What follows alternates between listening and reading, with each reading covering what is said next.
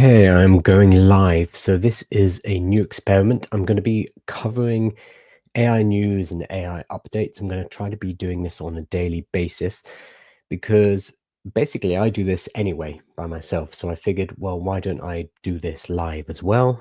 So go through the news I'm looking at on a particular day and kind of give my thoughts, go through my thought processes, and then package it all up into a newsletter. So a lot of things are going to be happening here. This is just the first time. It's going to be a test.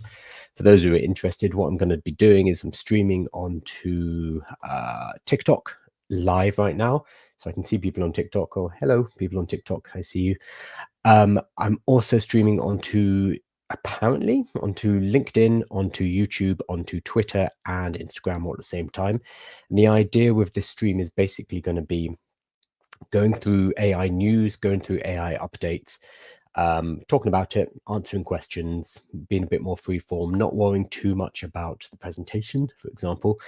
And then at the end of it, summarizing it all, using artificial intelligence to convert it into a kind of a mini newsletter, which I will be sending out to a newsletter list and also breaking that into social posts as well. So this is all an experiment. And I'm starting right now with just doing a live, and I'm going to work out the workflow. So you are seeing everything being built in progress. And if it goes well, I'll also do a playbook on how to do that as well. So I've got people on TikTok, and also a bunch of you over on the other channels as well. So good to see you all here. So I wanted to go through some of the news that's pretty cool today. On TikTok, I can't yet share my screen, but on the other channels I can, but that's okay. On TikTok, I can actually see, I get a lot more. Oh, hey, Al. Let me say hi to you there. So one of the pieces of news that just came out, I think it was yesterday, was about an AI band. The AI band is called, what's the name of it? The Velvet Sundown. So it's a band that went viral and got over 500,000 monthly listeners on Spotify out of nowhere, supposedly. And the creators have just come clean and said that it's all built using Suno. Suno? I've never actually said it out loud. Suno, the AI platform which allows you to create music, is a very good platform that's worth playing around with. But what's happened here is apparently this band has become popular, and they do not exist. It's a totally AI focused band created by AI. I think the images of the band themselves are also AI generated. I'm looking at them now. They're not very good AI generation, so I don't quite know how people fell for this. But now what's happening is the band itself, or the creator of the band are saying that it is an art hoax. So we're in this very strange position where human beings, were listening and downloading this music and enjoying it, perfectly enjoying it. They didn't care who was creating it. But then as soon as it's been found out that this was all generated by AI, there's been a backlash and people are annoyed about it, and the creators saying it's a hoax.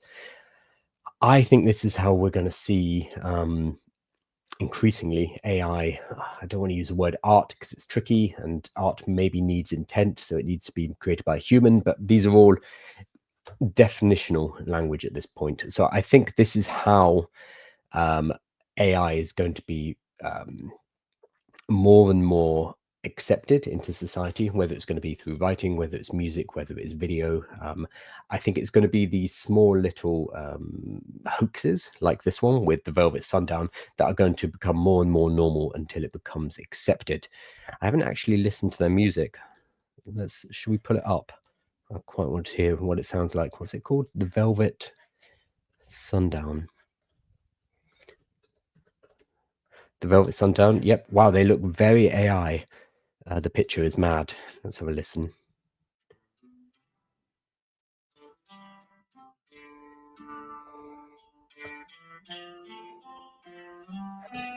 Okay.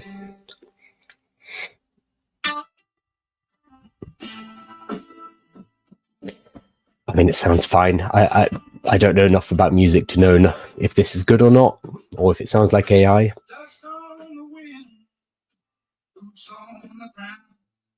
Smoke in the sky, no peace found.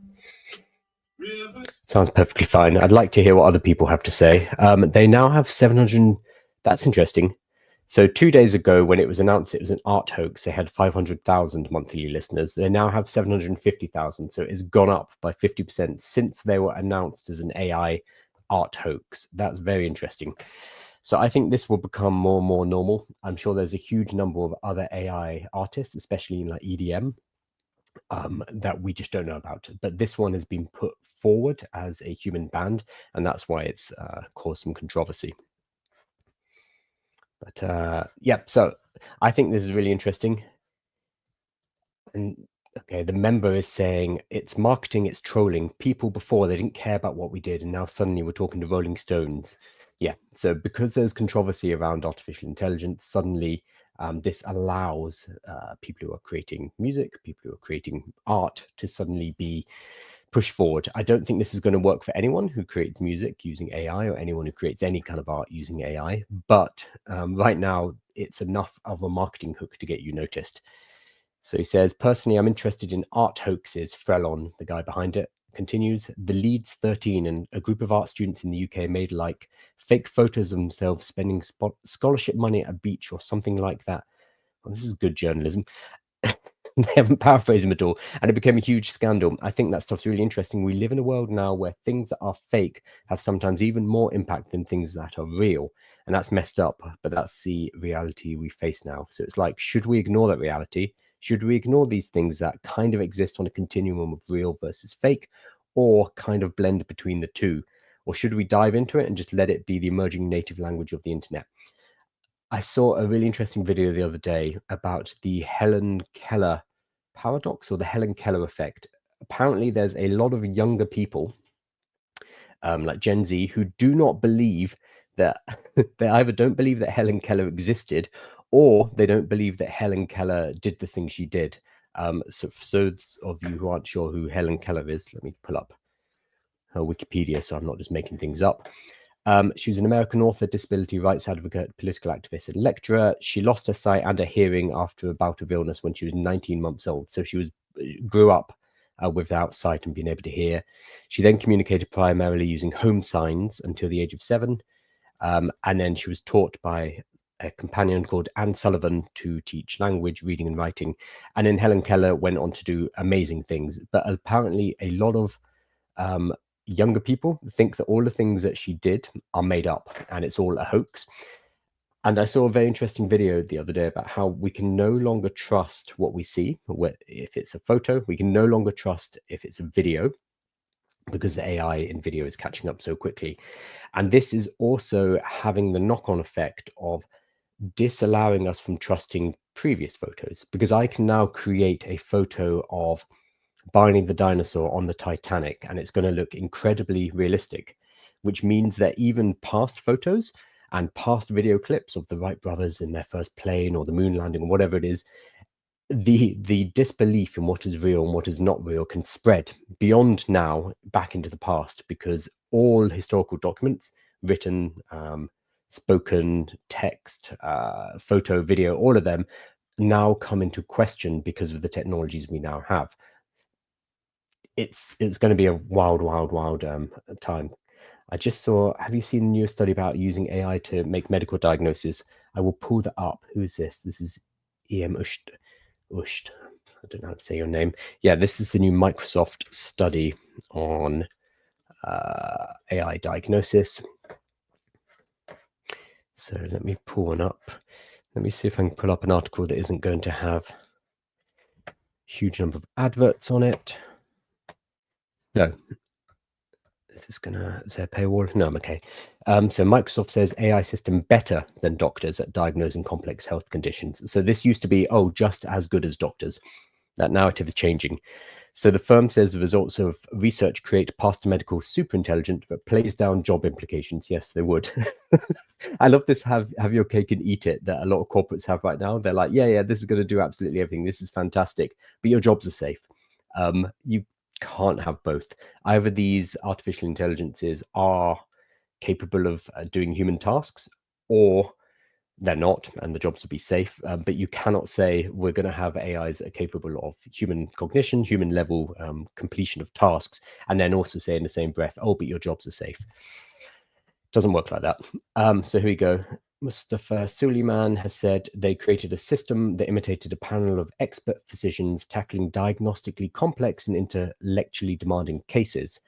When paired with OpenAI's O3 model, which is a reasoning model, it solved more than 8 out of 10 case studies chosen for the diagnostic challenge. And then when these same case studies were given to physicians, doctors, who had no access to colleagues, textbooks, or chatbots. Okay, that's interesting. The accuracy was 2 out of 10. So yeah, 4 times as effective. But that's very interesting that they did not give the doctors access to outside material. Because I was talking to a doctor about this the other day. Medics, I know medics who are starting to use chatbots. They're starting to use OpenAI. They're starting to refer to ChatGPT during the course of their work, generally to kind of double check themselves and to see if there are any gaps in their knowledge. Really good usage of it. That is still considered a bit like, ooh, gosh, doctors shouldn't be using it. Why are they going to medical school? I don't trust anyone who's diagnosing me with ChatGPT. It's still considered problematic. However, for decades, a decade or so, every time I go to the doctor, which is not that often, I'm making it sound like I'm chronically ill. Every time I go to the doctor will often Google something. They will Google what the best medication will be, or what could be causing a pain in a certain place, whatever it is. Google is used as a resource. Now, there are official kind of medical websites that they're checking, but they are still checking an external body of knowledge. Prior to Google, they would have checked with their colleagues, and they would have checked with books. So you would have gone to a medical encyclopedia and looked things up.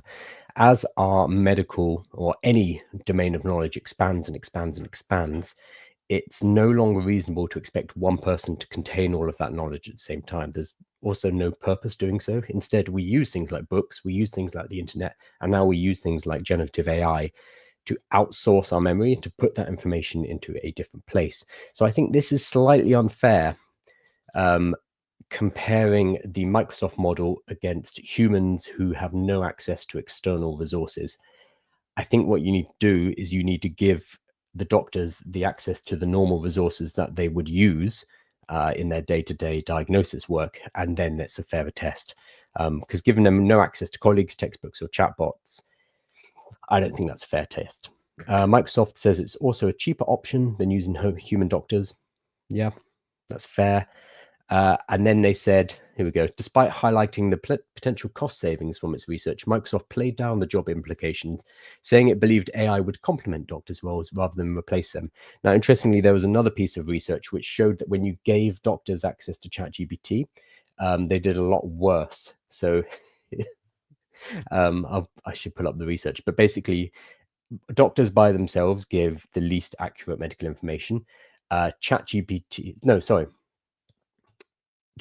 by itself gave the most accurate medical information. Doctors by themselves were the next one down, and then doctors with an AI like ChatGPT were the worst. And it turns out it's because the doctors weren't sufficiently trained in how to use artificial intelligence. So they were falling into all the traps that you know of, hallucinations, confirmation bias, all of the things we can run into with ChatGPT if we don't know what we're doing. Things like asking, oh, I think it might be this complaint, or it might be this disease or this illness. What do you think? Do you agree? Anyone who's used ChatGPT enough will know that ChatGPT would be like, oh, yeah, no, fantastic. Absolutely. You're 100% right, because it is agreeable. So putting ChatGPT into the hands of a medical profession who does not know how to use it is actually more dangerous than just having them not use AI at all, which is why we need more training. It's also undercuts this, I think. So him saying that he believes AI will complement doctors' roles rather than replacing them. The current research shows that AI by itself is better than when you add it, when you have a doctor and an AI working alongside each other, unless we train the doctors properly. So that needs to come in. So I think this is very interesting research because, one, it shows that AI was better at diagnosing, but I think that the test is a bit flawed because they didn't give the doctors access to external resources, which they would have in their normal course of work. Two, I think Microsoft saying that this won't affect jobs is disingenuous. And three, saying that it's going to complement doctors rather than replace them doesn't follow the research that we have right now. So I see what they're doing. It's strange with these corporations because they want to show off how great their AIs are, but they don't want the backlash and they don't want the bad PR that comes from that, and the logical next step, which is, oh, this will take our jobs. So they want to show it off and how great it is, but without scaring people. It's a weird balance, and I can see him trying to make this, trying to make it here. So yeah, I think it's a really interesting paper. It was in, I read the paper a few days ago. I won't go through it now, but this is a good summary of it. So thank you for whoever that was who referenced that paper. That was something from a few days ago that I haven't talked about. One thing I did want to talk about was the introduction of Perplexity Max. So Perplexity, for those who haven't used it, is I don't want to call it a wrapper because that's not fair, but it sits on top of other language models and it allows you to do research. And it's a very good model for finding information. I can pull it up on my screen. So if you're on Twitter, you can't see my screen, but other people can. Not that that's any better for you. So this is Perplexity. So as you can see, it looks an awful lot like ChatGPT. But the great thing about it is it pulls up sources and it actually sources the information. Now, about a year ago, I used to highly recommend it because Perplexity was the only AI model, so it's not a model, the only AI tool that would actually do that.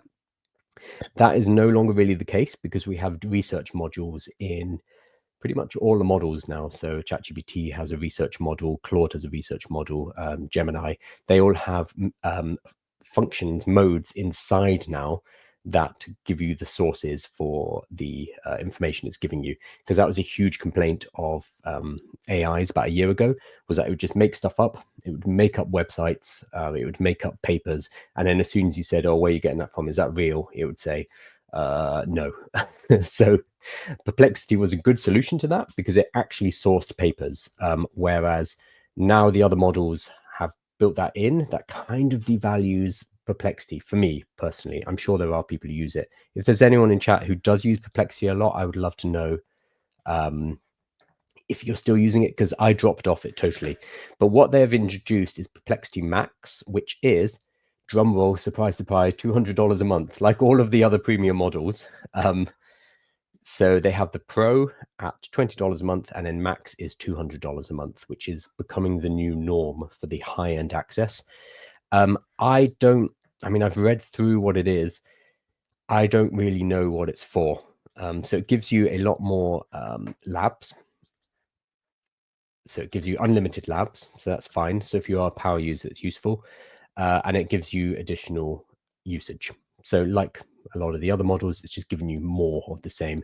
Personally, I haven't been using Perplexity for the last year. I would love to know if anyone is and what you use it for, because I just don't see the purpose of it anymore. So I'd be interested to see what their $200 a month does, because now all the other models have added deep research. I don't understand the use case for Perplexity. And the weird thing is here, Perplexity Max includes access to top tier advanced models like OpenAI's O3 Pro. Okay, that's pretty cool. And Claude Opus 4, which is the high-end Anthropic model, with new frontier models added as they evolve. So you get access to the other models, which is good. So you don't have to pay $200 a month to ChatGPT, $200 a month for Claude, etc. I guess the question is how much usage you get. Larissa saying I mostly use ChatGPT. So I think most people use ChatGPT. It's basically the Google of large language models, the Google of AI. So I think most people are with you there. If you look at Google Trends, this is always fascinating to see if this has changed. So if I can put in ChatGPT on Google Trends, and then do it over the past 12 months, and I'm going to compare it to Claude and Perplexity. Can I spell that right? There we go. And I can't put Gemini because Gemini is a star sign and it always messes up this kind of search term. Well, you can see. So the people who are, sorry if you can't see it on TikTok, I'm going to work out how to show you my screen on TikTok, but I think I need to buy a PC to do so, which is not ideal. I just bought a new Mac as well. So, but the interest over time for ChatGPT is just, it's been going up and up and up and up and up for the last couple of years, unsurprisingly. But then comparatively, when you search for something like Claude or something like Perplexity, it's basically flatlined. Nobody outside of our kind of AI circles knows what Claude is. I go around telling everyone to use Claude. I kind of gently bully people because Claude is my main model and I love it. But for all intents and purposes, outside of our AI circles, ChatGPT is AI in the same way that Google is search engines. We don't talk about search engines anymore. We just say Google, unless we're being silly and talking about Ask Jeeves. Larissa says, I'm a nurse. What LLM do you think I should get familiar with to increase my earnings over time? How do you want to increase your earnings? Through nursing? Oh, superpowers of AI. What platform can we see your other screen? That will be on, I'm live streaming this on LinkedIn, YouTube, Twitter. Sorry, not Twitter, X. And maybe Instagram, although I was getting lots of warnings, so I'm not sure about Instagram. So anywhere apart from TikTok, annoyingly. TikTok does not work well with Mac, basically. I don't know why, but it is what it is. So Larissa, you want to increase your earnings over time. Doing what? In nursing or within building something on the side, I guess would be the question. John says, hi Kyle, your playbook has really been a game changer. Thank you. Which one? I write an awful lot of playbooks, one a week. Bryden says, everyone says Twitter. Yes, I know, despite what the Musk wants us to say. Larissa, doesn't have to be nursing. So I think if you are using AI right now and you're using it on a constant basis, you are kind of still ahead in terms of technology. I do a lot of teaching of people, charities and businesses and individuals as well. Most people still aren't using AI. And I can go in. So I went and saw a charity last Tuesday. And I did 2 or 3 hours with them. And I'm able to... They've started to use ChatGPT, but the level of knowledge is still extremely low. So if you are using artificial intelligence, there's generally going to be a position where you can go in and help other people. So it's either helping businesses or helping charities or helping individuals. A lot of people need this right now.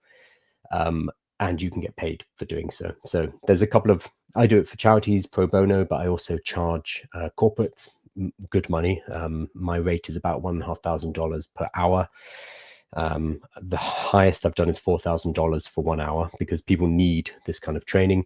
But it's also a good thing to do because we can make sure certain groups don't get left behind.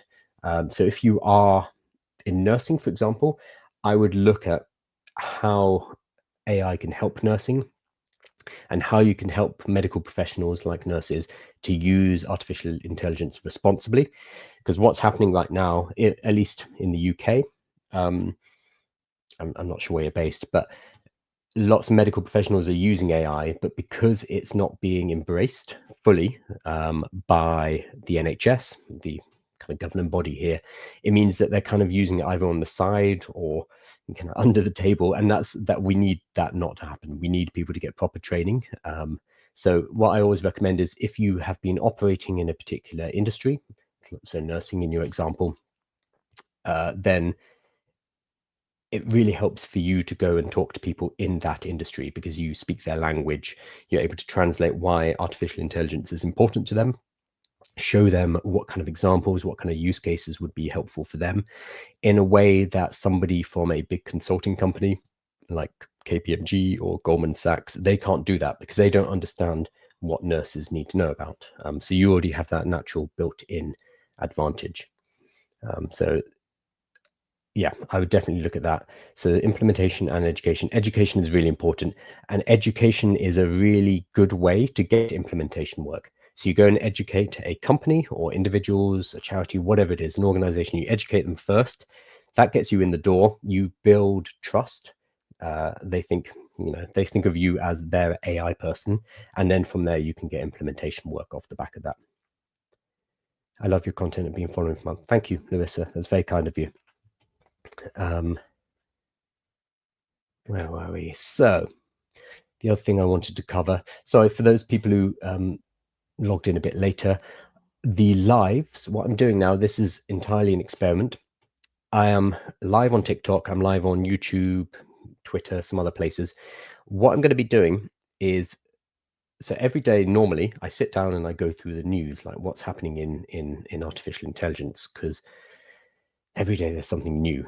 It's hard to keep up with, and this is my job basically. So every day I do this anyway. So what I'm going to start doing is just live streaming it while I'm doing this, so I can basically talk out my thoughts. So I'm reading this stuff at the same time as you. This isn't prepared, so I will I don't want to call it a reaction stream. That makes it sound far too exciting.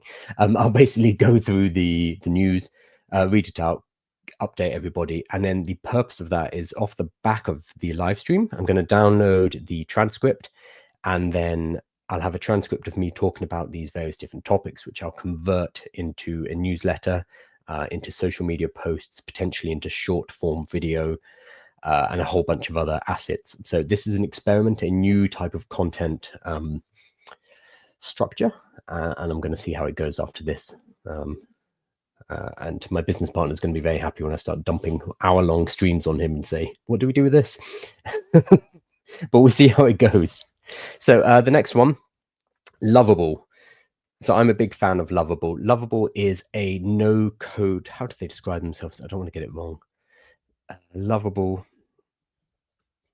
It's a terrible name, bless them, because it's also a bra company. There's a bra company called Lovable, a British bra company, which is not ideal.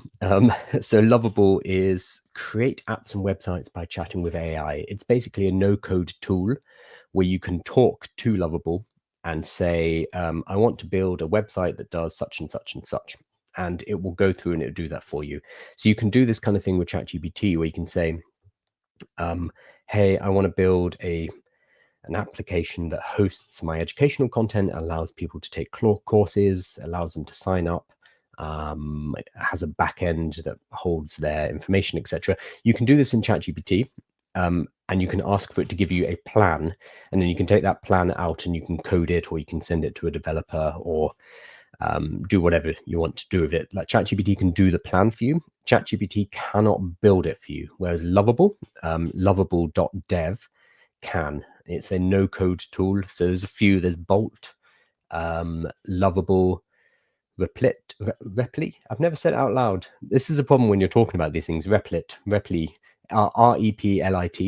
are tools that allow you to do this. So you can basically speak and say what it is you want, and Lovable will build it for you. This is not sponsored by Lovable, although I did win a competition with them the other day. I'm not sure if anyone saw, but I'm going to San Francisco in about a month's time.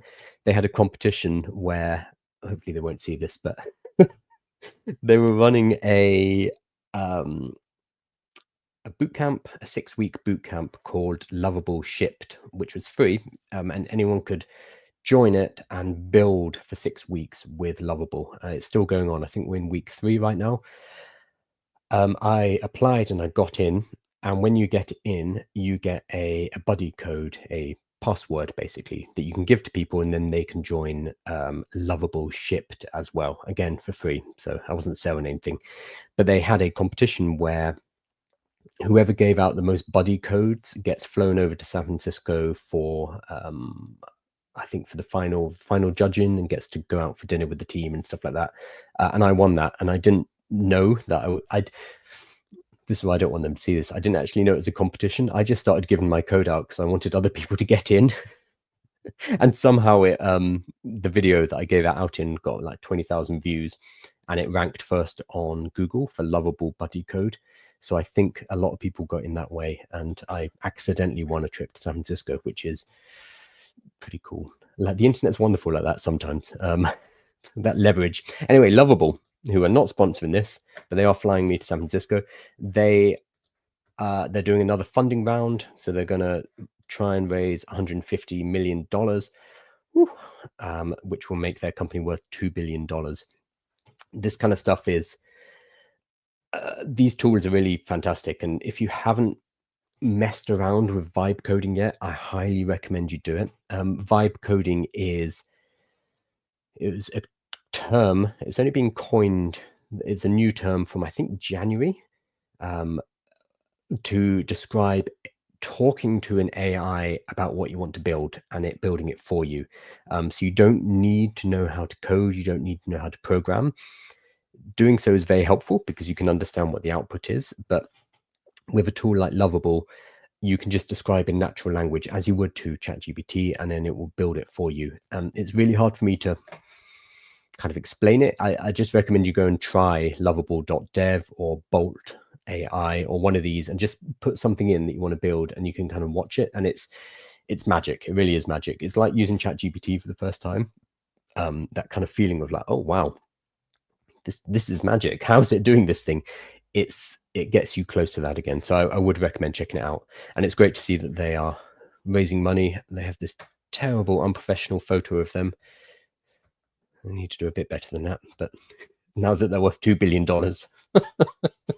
but there's a lot of money being put into tools like this. There's always a question that comes up, and I've been asked this a few times, which is this a bubble? Is AI going to pop? Look at all this money being thrown at these companies. There was what's it called? Was it Base 44? Yeah, Base 44 was purchased last week. It's a 6-month-old company, bootstrapped, so he had no money to start with, and he vibe coded it. So he used AI tools to build it. And so the guy, Shlomo, he sold Base 44 to Wix, the website builder, for $80 million. So $80 million for 6 months of work is not bad. But because of this, a lot of people are asking, oh, are we in a bubble? Is this going to be like the dot-com boom? Is this all going to come crashing down? Is this like cryptocurrency? I think, one, yes, there is a bubble. A lot of money that shouldn't be going into product is going into product just because people stick the word AI in it. So if you look at the recent Y Combinator entrants, what do you call them? I'm not sure what you call them. If you look at the new ones, that's not helpful. The new batch of Y Combinator, which is a startup accelerator and fund. If you look at their companies from this year, I think 80% of them are artificial intelligence focused. So this is where all of the money is flowing. That means, yes, there'll be some good money, but there will also be bad money spent on artificial intelligence companies. So I think we will see a reset in the market at some point when we realize that too much money has been spent on companies that don't make any sense. A company still needs to create something of value that customers find valuable and are willing to pay for. Just sticking the word AI in your company's name is not enough to make that valuable. So there will be speculation. However, I think even if there is a reset, even if there is a market collapse, hopefully not as big as we've had in the early 2000s, even if there is a reset, like with the dot-com boom, we're going to come out of it with a valuable technology. So we had the dot-com crash, dot-com boom and dot-com crash in the late 1990s and the early 2000s. It all came crashing down because any company that had any kind of website was considered valuable and money was thrown at it, and it all crashed out. But at the end of that, we had the internet, which is quite an important technology. It allows me to talk to you people from a house in London. So whilst the market overheated and got too excited, the fundamental underlying technology that drove all of that speculation was sound and has proven itself to be incredibly important for the last couple of decades. I think we're seeing something similar with artificial intelligence, where the fundamental technology is extremely valuable. And so my mum uses AI. I've seen grandmas using AI. I'm seeing young people are using it on a daily basis, which cannot be said for cryptocurrencies or Web3 or the metaverse or virtual reality. These are technologies that haven't yet, or may never really grasp the public imagination and become a big deal, whereas artificial intelligence incredibly quickly in its more recent iterations has done so, and it's become useful in a way that the internet has. So I think there will be a bit of a reset in terms of the market, but the underlying technology is not a bubble. It's, well, obviously I'm biased, but I think it's incredibly important. So it's good to see Lovable are raising some more. This was yesterday, so we'll see how that goes with them. Lovable did not respond for a comment. Ashley, Kyle, do you think the Disney MidJourney lawsuit would play out and set a precedent for AI usage? Yeah, I think Disney are, I mean, they're a big enough company with enough lawyers to really push this through. I don't know what the practical solution is. This is the only problem here. I don't want to say that the art tools or even the large language models are right in the fact that they have absorbed all of this information, including obviously protected intellectual property.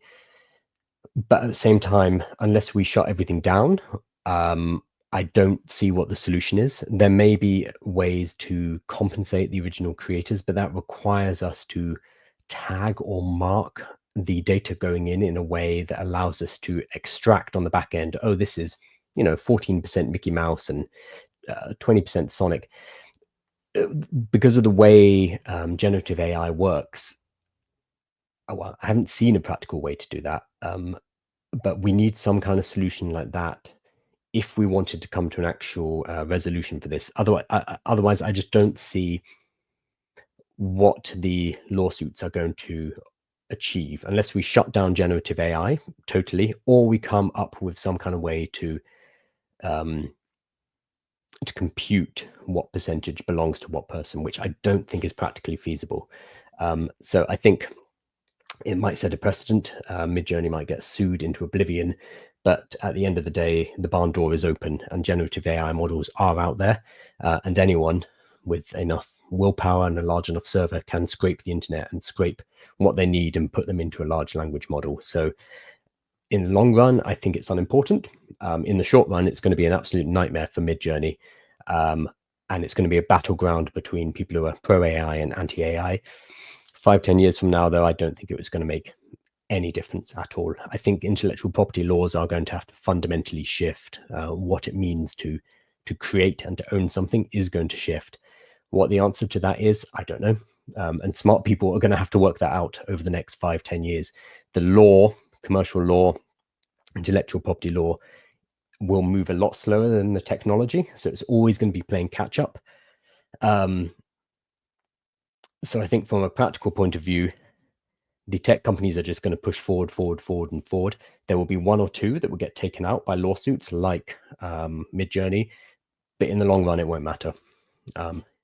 Yeah, the horse is bolted. But I'd love to hear what other people think, because it's going to be a fascinating lawsuit, because Disney have obviously deep enough pockets to make a good run at this. And it's interesting that they're going for MidJourney, because they could really go for any model, but they're not going for OpenAI and the and Sora. So I'm Mark B. Which playbooks do you recommend I buy? So you can find most of my playbooks on the website, so you can just get an access and have a look around. But if you want to buy them, you can buy them all in one package. The main advantage is they're just a lot easier to read. You're not having to go around the website, and there's some additional bonuses as well if you do purchase.